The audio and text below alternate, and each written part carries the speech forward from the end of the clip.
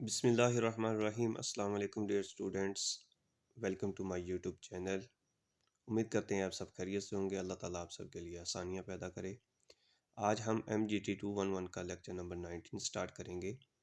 तो आज का टॉपिक है कंटेम्परेरी मोटिवेशनल थ्योरी क्या है। तो उसमें सबसे पहले जो देखेंगे, जो हमने पिछले लेक्चर में हॉथरन स्टडीज़ पढ़ा था कि उसकी थ्योरी पढ़ी थी कि लोगों को अगर हम अटेंशन दें, उनके साथ अच्छा रिलेशनशिप रखें, तो उनको मोटिवेट किया जाए तो उनकी जो परफॉर्मेंस है वो कंपनी के लिए अच्छा साबित होती है। तो कंपनी की जो परफॉर्मेंस है वो ग्रो करती है। तो उसके बाद है ह्यूमन रिसोर्सेज मॉडल। उसमें दो थ्योरीज आती हैं, एक थ्योरी एक्स है और दूसरी वाई है। ये डॉगलस मैग्रोजर ने थ्योरी जो पेश की थी मोटिवेशन की, इसमें ये है कि लोग जो है वो डिफरेंट तरह के होते हैं, उनके जो बिहेवियर है वो मुख्तलिफ किस्म का होता है। तो वो उसमें डिटेल से देखते हैं कि थ्योरी एक्स क्या है। Theory of the motivation holding that people are naturally responsible and uncooperative. तो ये नेचुरली तौर पे कुछ ऐसे लोग होते हैं जो कि इर्रिस्पॉन्सिबल होते हैं, गैर जिम्मेदार होते हैं और कॉर्पोरेट कंपनी के साथ नहीं करते। और वाई थ्योरी में ये होता है कि कुछ लोग जो होते हैं वो नेचुरली तौर पे, कुदरती तौर पे रिस्पॉन्सिबल होते हैं।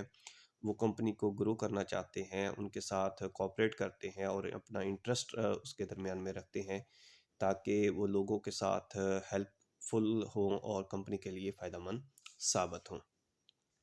उसके बाद नेक्स्ट पॉइंट है मैग्रोजर थ्योरी जो है वो एक्स वाई की। उसमें कहता है कि जो मैनेजर्स हैं वो मुख्तलिफ टाइप के होते हैं।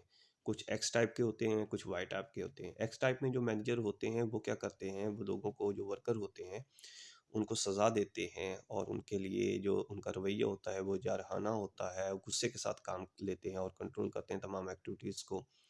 और वाई टाइप के जो मैनेजर होते हैं वो गुस्सा नहीं करते, मकसद वो सज़ा भी नहीं देते, वो लेकिन लोगों की मुश्किलात को, उनके मसाइल को समझते हैं और उनके साथ उनके रिलेशनशिप जो है वो अच्छे करते हैं और उनके दरमियान जो रुकावटें पैदा होती हैं, जो भी मसाइल पैदा होते हैं, उनको हल करते हैं और सिचुएशन को समझते हैं।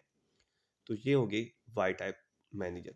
उसके बाद मैस्लोस जो है हायरार्की ऑफ नीड मॉडल, इसमें जो साइकोलॉजिस्ट इब्राहिम मैस्लो था, उसने ये थ्योरी पेश की थी कि अगर लोगों के साथ हम उनको, उनके जज्बात को कदर करें, उनको उभारा ना जाए, मकसद उसका ख्याल रखा जाए, तो हम लोगों की जो डिफरेंट नीड्स के लिए जो लोग काम कर रहे होते हैं, अगर उनको सेटिस्फाई करें, उनका ख्याल रखें, तो वो लोग अच्छे तरीके से काम कर सकते हैं। तो उसके बाद नेक्स्ट है मॉस्लस हायरार्की की जो नीड्स हैं वो क्या कहता है कि जो भी इंसान काम करता है उसकी दो किस्म की नीड्स होती हैं, एक बायोलॉजिकल नीड्स होती हैं, दूसरा सेफ्टी नीड होती हैं। ये अहम सवाल है, शार्ट क्वेश्चन के हवाले से इसको अच्छे तरीके से तैयार कीजिएगा। बायोलॉजिकल नीड्स क्या होती हैं कि किसी भी इंसान की जिस्म के लिए वो ज़रूरी हैं, जो ज़रूरियात ज़िंदगी के लिए बहुत ज़रूरी होती हैं, मकसद उसके लिए खुराक का हासिल करना, खाने पीने का, हवा है, स्लीप है, ईटीसी, ये बायोलॉजिकल नीड्स हैं जो किसी भी इंसानी ज़िंदगी के लिए ज़रूरी होती हैं।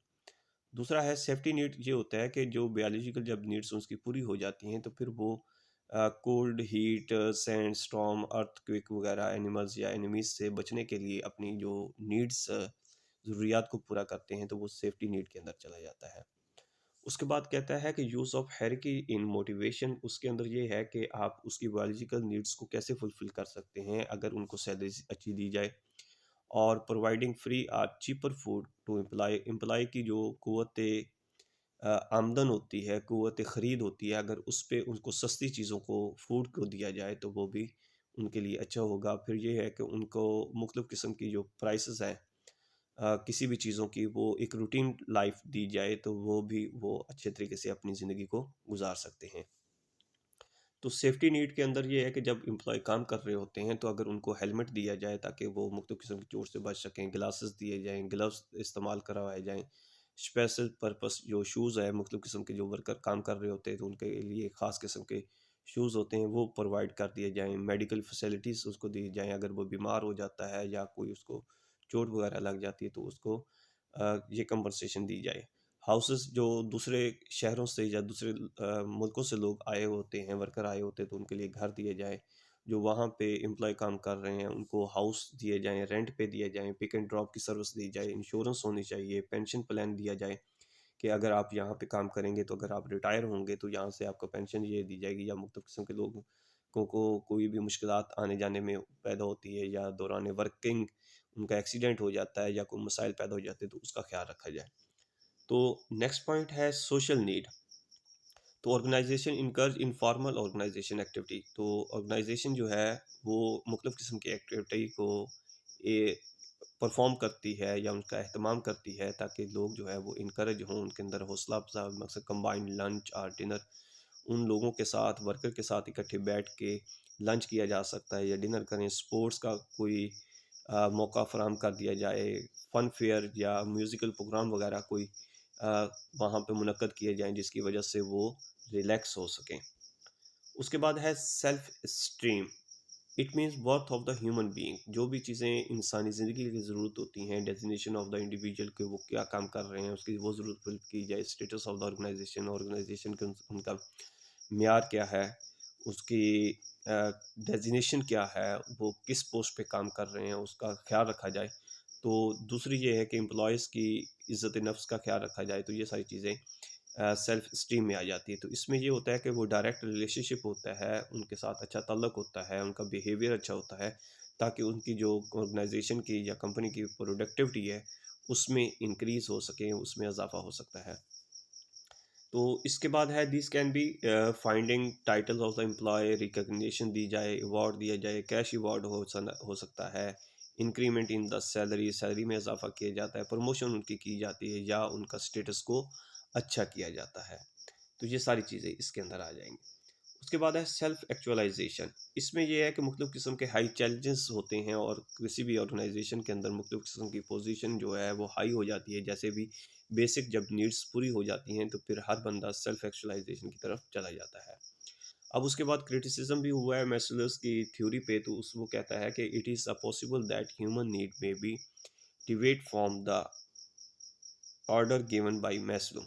मैस्लो के मुताबिक यह है कि हर इंसान को बायोलॉजिकल और सेफ्टी जो नीड्स होती हैं वो ज़रूरतें ज़िंदगी के पूरा करना बहुत ज़रूरी होती है। अब उसके लिए क्वेश्चन मार्क्स ये पैदा होता है कि जब वो नीड्स इंसान की वो पूरी हो जाती हैं, बेसिक नीड्स पूरी हो जाती हैं, तो फिर उसके बाद वो सेल्फ एक्चुअलाइजेशन की तरफ वो जाता है या नहीं जाता।